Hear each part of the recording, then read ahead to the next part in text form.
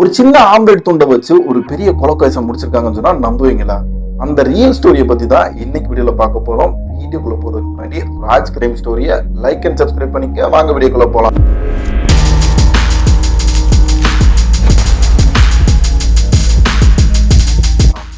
December 29, 2025 மத்திய பிரதேசத்துல Cavalier பகுதிக்கு உட்பட்ட கோலகா மந்திர் அப்படிங்கிற காவல் நிலையத்துக்கு எல்லைக்கு உட்பட்ட காட்டு பகுதியில ஒரு பெண்ணோட உடல் சடலமா மீட்கப்படுதுங்க. அங்க இன்வெஸ்டிகேஷனுக்காக போன எஸ்ஐக்யூ இன்ஸ்பெக்டருக்கும் ஒரு பெரிய பேரதிர்ச்சி. என்னன்னா, அந்த பெண்ணோட முகம் அடையாளம் தெரியாத அளவுக்கு சிதைக்கப்பட்டிருக்கு. எப்படா கண்டுபிடிக்க போறோம்னு புலம்புன போலீசாருக்கு ஒரு சின்ன குழு கிடைக்குது. அதுதான் ஆம்லெட் துண்டு. அந்த ஆம்லெட் துண்டை வச்சு விசாரிக்க ஆரம்பிக்கிறாங்க போலீஸ்காரவங்க. அந்த பெண் இறந்ததுல இருந்து ஒரு 200 மீட்டருக்கு பக்கத்துல இருக்க ஹோட்டல்ல போய் விசாரிக்கிறாங்க. அங்க விசாரிக்கிறப்ப அந்த ஆம்லெட் இங்கதான் வாங்கப்பட்டது அப்படின்னு சொல்லி கன்ஃபார்மே பண்றாங்க.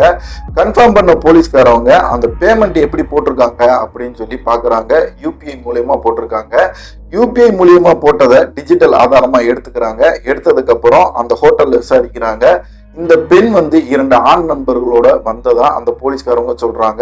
இருந்தாலும் முகம் அடையாளம் தெரியாத நபருங்கிறதுனால அந்த பெண் தான்ங்கிறத உறுதிப்படுத்த முடியாத போலீசார் என்ன பண்றாங்கன்னா, அந்த யூபிஐ டிரான்சாக்சன் கடைசியில யார்கிட்ட போய் முடியுதுன்னு பாக்குறாங்க.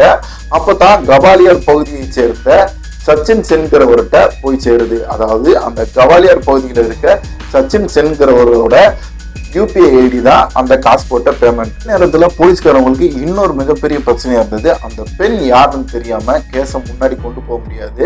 அதனால அந்த பெண் முகம் சேதப்பட்டிருந்ததுனால எப்படி கண்டுபிடிக்கிறதுன்னு சொல்லி யோசிக்கிறாங்க. அப்பதான் ஏஐ மூலியமா அந்த பெண்ணோட முகத்தை வரைய ஆரம்பிக்கிறாங்க.